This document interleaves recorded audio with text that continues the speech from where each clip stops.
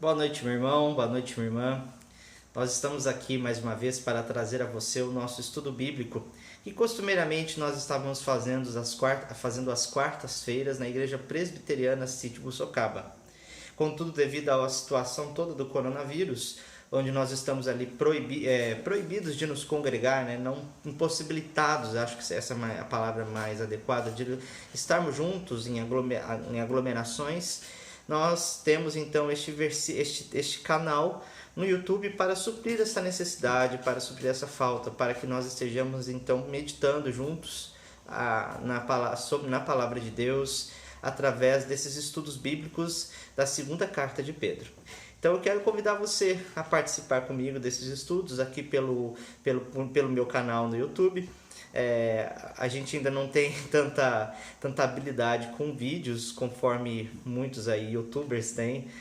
Contudo, eu acredito que nós podemos suprir essa carência nesse momento, usando assim mesmo que uma gravação de forma simples, para que possamos ter acesso a estes estudos. Então, quero convidar você neste instante a abrir comigo a sua Bíblia no capítulo 1 da segunda carta do apóstolo Pedro e ler os versículos 12 até o versículo de número 18.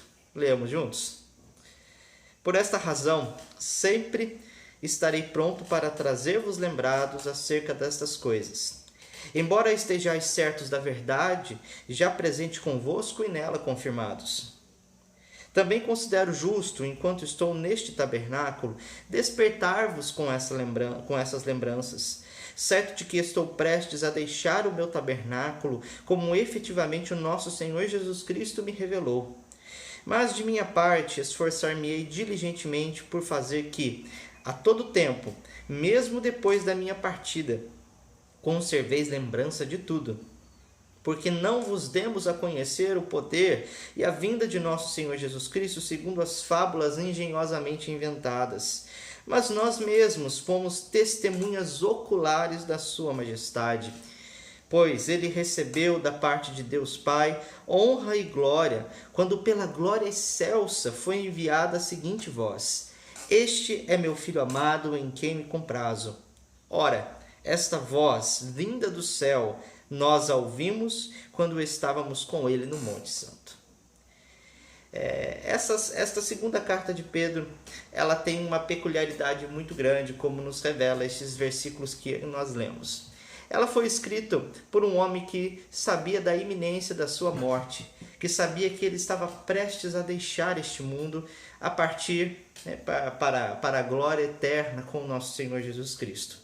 E sabendo disso, e também do perigo que os seus irmãos estavam correndo ao ver que falsos mestres estavam se levantando para ensinar, trazer um conhecimento falso a respeito daquilo que é o Evangelho, daquilo que é a vida cristã, ele se dedicou então a escrever esta carta para os irmãos com quem ele congregava, quem ele pastoreava. Palavras como que de um pastor que estava prestes a deixar a sua vida neste instante, naquele momento. Então ele esboça aqui nesses capítulos, nesses poucos capítulos, a respeito do que é o pleno conhecimento de Jesus Cristo.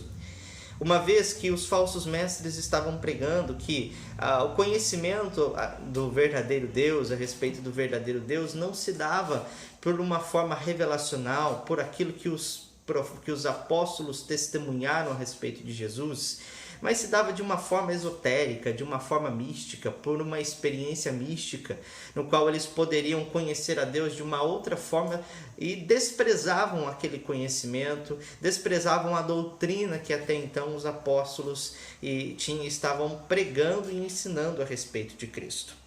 Por isso, Pedro então escreve essa carta, e ele começa no capítulo 1 aqui esboçando os motivos pelos quais os cristãos eles podiam se sentir alegres e seguros, porque eles tinham ali privilégios como cristão por serem eleitos de Deus, por fazerem parte ali da natureza divina, no sentido de que eles tinham o Espírito Santo de Deus habitando dentro do coração deles. Por essas questões, Pedro então pede diligência aos seus irmãos, porque agindo diligentemente eles estariam crescendo no conhecimento de Cristo e também confirmando a fé que eles tinham em Jesus, ou seja, se eles eram mesmo eleitos de Deus ou não. Então, partindo deste momento, o apóstolo Pedro começa a destacar aqui palavras talvez como pastorais para os irmãos nesses versículos que nós lemos, destacando ali a sua preocupação, o motivo pelo qual ele estava ensinando, o motivo pelo qual ele estava dizendo essas coisas que até mesmo muitos cristãos já sabiam. Então, sobre estes versículos que eu quero meditar de forma bem rápida com os irmãos aqui neste vídeo. O versículo 12, então, ele esboça aqui o começo desta fala de Pedro, desta preocupação de Pedro. Ele começa dizendo: por esta razão, sempre estarei pronto para trazer-vos lembrados acerca destas coisas, embora estejais certos da verdade, já presente convosco e nela confirmados. O que o apóstolo Pedro está dizendo aqui? Ele está dizendo que as pessoas com quem ele estava falando já sabiam a respeito de tudo aquilo que ele acabara de dizer nos versículos anteriores, a respeito da sua confirmação, do pleno, para que conheçam a Jesus plenamente e para que eles pudessem confirmar ali a vocação, falando da diligência que os cristãos deviam ter. Não eram coisas novas que aqueles irmãos estavam ouvindo, mas eram verdades já ouvidas antes, talvez ouvidas pela boca de outros mestres fiéis do evangelho a eles. Pedro estava considerando novamente essas coisas, esboçando novamente essas coisas, a fim de que os irmãos, eles mais uma vez reafirmassem todo o conhecimento a respeito de Cristo Jesus, para que eles se lembrassem e talvez ali comparassem com aquilo que os falsos mestres estavam ensinando a respeito de Jesus Cristo. Talvez seja com uma imagem, uma figura, uma ilustração, talvez seja para poder aqui ajudar no compreendimento, na compreensão deste texto, seja de uma pessoa que estudou, está fazendo faculdade, certo? E aprendeu diversas coisas ali ao longo de 3, 4 anos. E quando ele estava estudando naquele momento, ele não sabia como que ele ia aplicar aquilo, que momento ele usaria aquilo para poder então formar todo o conhecimento dele, a prática dele.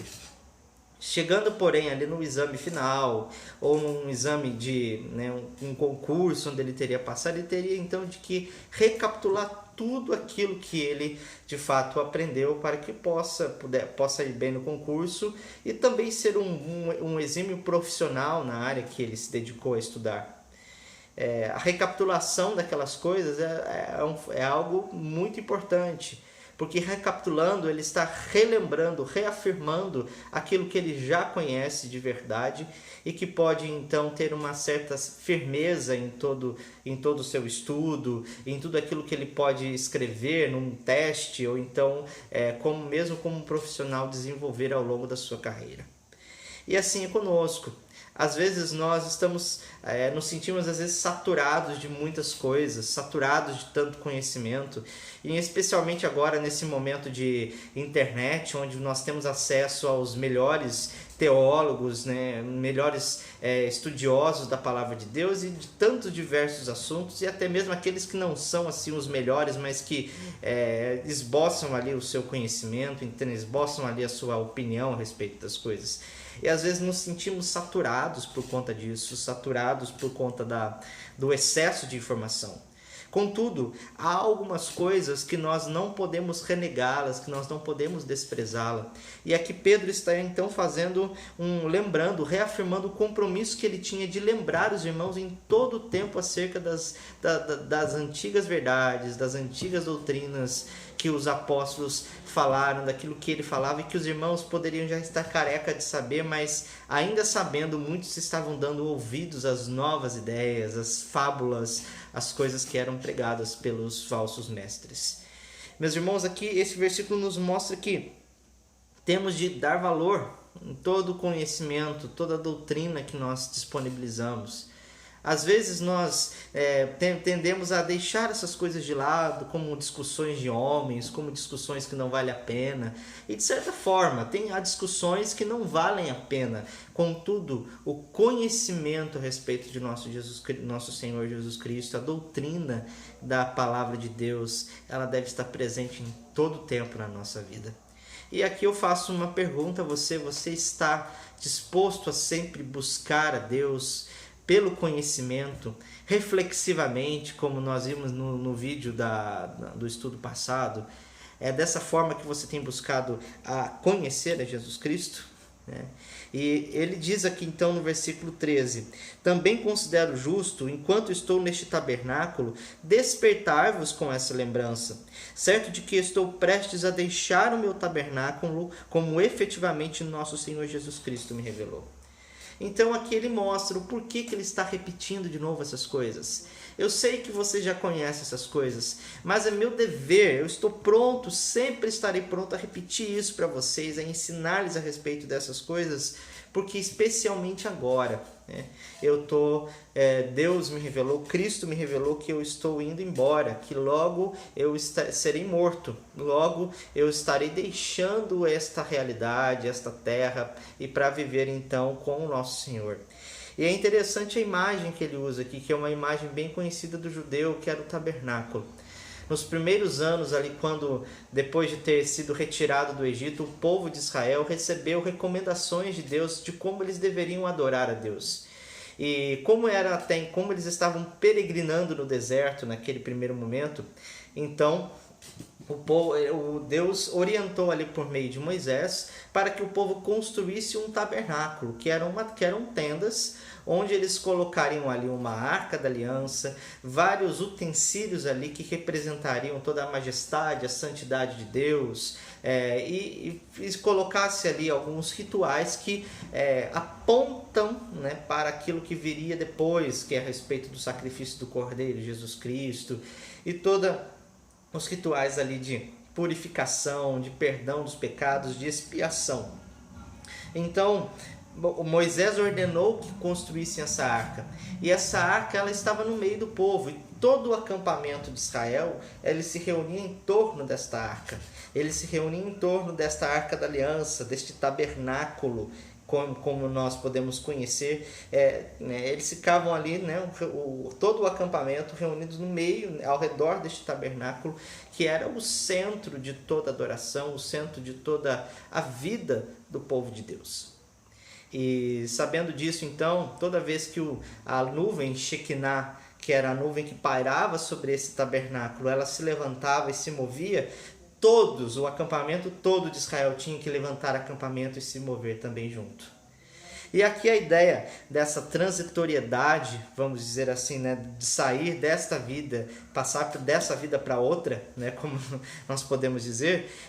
Para descrever isso, Pedro então traz essa lembrança do tabernáculo. Ele dizendo que enquanto ele está nesse tabernáculo, ou seja, nesta vida, enquanto o tabernáculo dele ainda está ali, fixado, porque não chegou o momento dele partir para outro lugar, então ele se faria todo o esforço possível para lembrar os irmãos dessas verdades, para dar certeza aos irmãos a respeito do conhecimento, do pleno conhecimento de Jesus. Mas como Cristo revelou a ele estava prestes a morrer, ele estaria então movendo o seu tabernáculo, saindo ali e partindo para uma outra realidade. E é interessante que logo depois que Pedro escreveu essa carta, acho que poucos anos depois, veio a morte do apóstolo Pedro, acho que em 65 depois de Cristo, se eu não estou enganado. Pedro ali morreu sob o império, o domínio de Nero, o imperador louco que incendiou Roma, conhecido por incendiar ali a cidade de Roma, especialmente ali um bairro onde ele gostaria, dizem talvez alguns estudiosos, de construir ali o seu palácio magnífico, o seu novo palácio, mas para poder construir tinha que destruir toda aquela casa, toda aquela população. E fazendo isso, então, ele incendiou todo aquele lugar e colocou a culpa nos cristãos. Acusou os cristãos de terem organizado um incêndio criminoso E por conta disso os cristãos foram duramente perseguidos, foram ferozmente perseguidos. Ali conta os teólogos, os historiadores da igreja que viraram até mesmo, muitos viraram até tocha humana, iluminando a cidade de Roma durante a noite. E foi nesse contexto que Pedro também foi martirizado, sendo ali crucificado, né, de cabeça para baixo, né? Foi nesse contexto que também o apóstolo Paulo foi morto, sendo degolado. Então, entendemos que Pedro já sabia da aproximação da sua morte, e entendendo que o seu tempo estava ali limitado, estava acabando, então ele escreve essas palavras para os irmãos.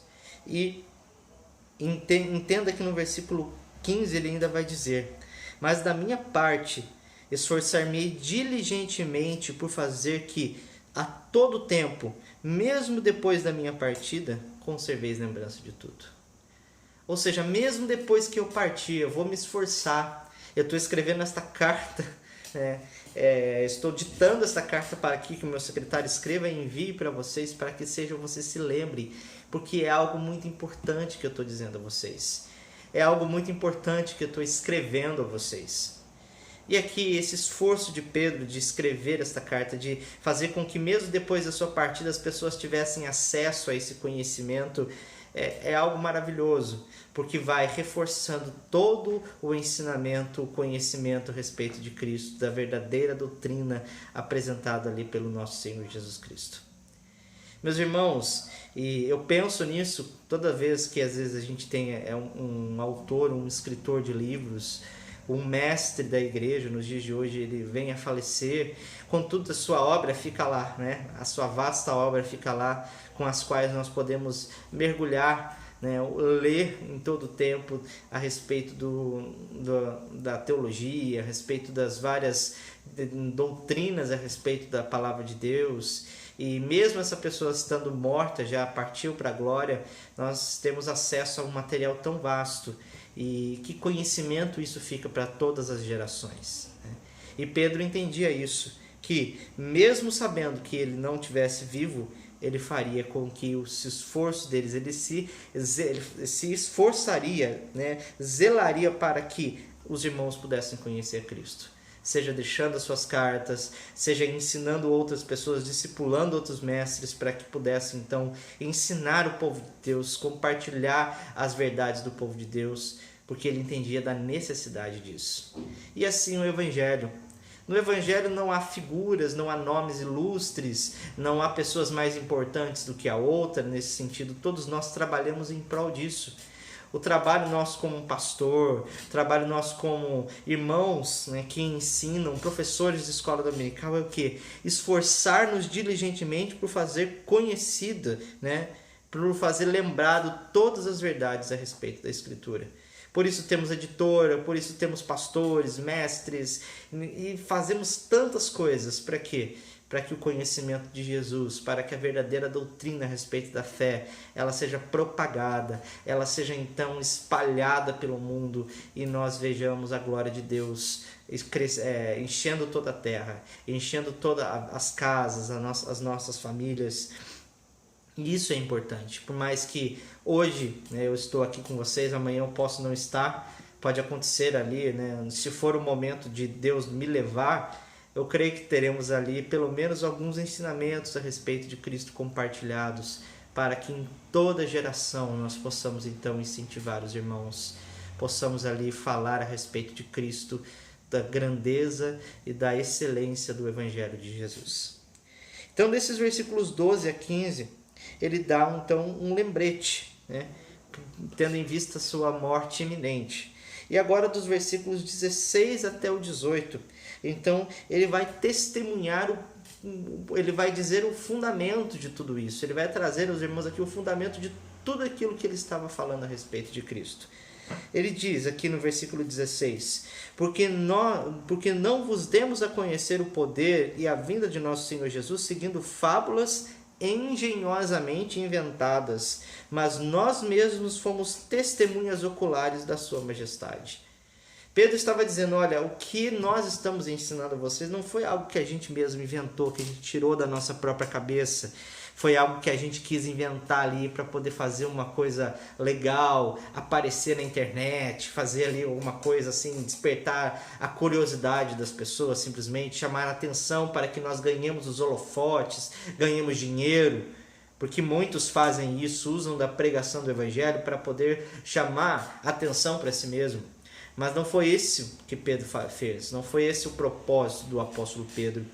O propósito do apóstolo Pedro foi lembrar essas coisas, porque ele mesmo tinha sido testemunha ocular do Cristo majestoso a quem ele estava pregando. Da majestade de Cristo. E não era como os falsos mestres que inventavam coisas, misturavam filosofias com a religião do judaísmo para poder montar então ali uma espécie de conhecimento, de busca por conhecimento que não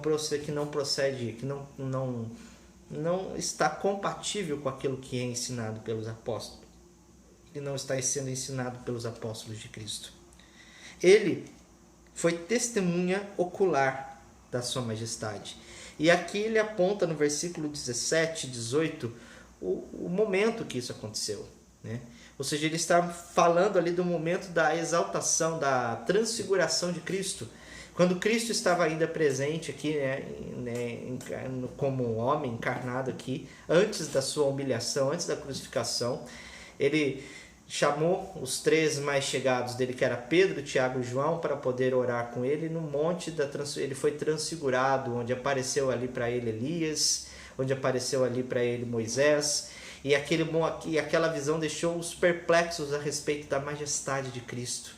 Ele testemunhou ali com os seus próprios olhos que realmente o Jesus Cristo era o Filho de Deus, ele era verdadeiramente Deus, o majestoso Deus que havia se encarnado e havia se revelado às pessoas. E eles viram essas coisas para que posteriormente, após ali a morte de Cristo, testemunhassem a respeito da sua glória. Porque ele era o verdadeiro Deus, o justo, que estava ali sendo glorificado naquele momento, naquele monte de transfiguração. E a voz que veio de Deus, a voz da glória excelsa de Deus, lhes disse: este é o meu filho amado em quem me comprazo. E ali, como nós vemos os relatos do Evangelho, diz: a ele ouvi. Ou seja, vocês querem conhecer verdadeiramente a Deus? Vocês querem desfrutar aí mesmo de toda a glória, conhecer a glória e a majestade de Deus? Então, olhem para Jesus. Vejam Jesus, escutem aquilo que ele está lhes ensinando. E os falsos mestres certamente prometiam um conhecimento esotérico que levasse ali a uma glorificação, de certa forma de uma forma que as pessoas receberiam ali tivesse uma experiência transcendente com Deus, com o místico ali, seriam levados a determinados lugares, talvez um discurso que nós conhecemos bastante, até mesmo igrejas evangélicas. Mas se nós quisermos conhecer verdadeiramente, temos ali uma experiência maravilhosa com Cristo, é ouvi-lo o testemunho dele sobre aquilo que está escrito na palavra de Deus a respeito dele. E era isso que Pedro estava fazendo tão somente. Por ter visto aquilo, por ter testemunhado aquele episódio, ele tinha ciência de que tudo aquilo que ele estava ensinando era o verdadeiro, a doutrina dada por Deus. E por isso ele tinha, de fato, autoridade para confrontar os ensinos dos falsos apóstolos, dos falsos mestres, que traziam para eles ali algo que não procedia de Deus, mas era apenas uma fábula, uma invenção humana. E o versículo 18 diz: ora, esta voz, ouvinda do céu, nós a ouvimos quando estávamos com ele no Monte Santo. Ou seja, é nesta voz que nós estamos, seguindo esta ordem, esta direção que nós estamos lembrando vocês dessas coisas. Nós estamos falando a vocês a respeito de tantas coisas, a respeito do Evangelho, do poder, da glória de Deus, porque nós mesmos a testemunhamos. E essa, meus irmãos, é a grande verdade a respeito do cristianismo. O cristianismo ele está fundamentado naquilo que os apóstolos escreveram. Muitas pessoas querem conhecer a Jesus, mas não querem conhecer o Jesus que os apóstolos pregaram, sobre quem os apóstolos testemunharam. Nosso cristianismo está fundamentado na doutrina dos apóstolos, naquilo que eles receberam e testemunharam acerca de Jesus. E como nós sabemos, os únicos apóstolos foram eles. Não existem apóstolos nos dias de hoje, apóstolos que se levantam aí para poder dizer que tem autoridade para fazer isso ou aquilo. Não são, não tem. Os únicos que puderam testemunhar a respeito de Cristo são esses em quem nós confiamos e por meio de quem o Espírito Santo inspirou para que pudéssemos ter então a palavra de Deus em nossas mãos nos dias de hoje. Nesses dias de tanta confusão, nesses dias aí especialmente em que nos vemos confinados dentro de casa, se você quer ter esperança para a tua vida, se você quer ter esperança para continuar, para olhar, acordar num dia após o outro, tendo esperança, para conhecer a Deus, volte-se para a palavra de Deus. Verdadeiramente, conheça a Bíblia, conheça aquilo que ela nos ensina a respeito de Cristo. Encha o seu coração com a grande história da redenção, que nos ilumina, que nos traz esperança para que possamos entender os dias e os momentos que nós estamos vivendo. O nosso tabernáculo pode se mover daqui a alguns dias.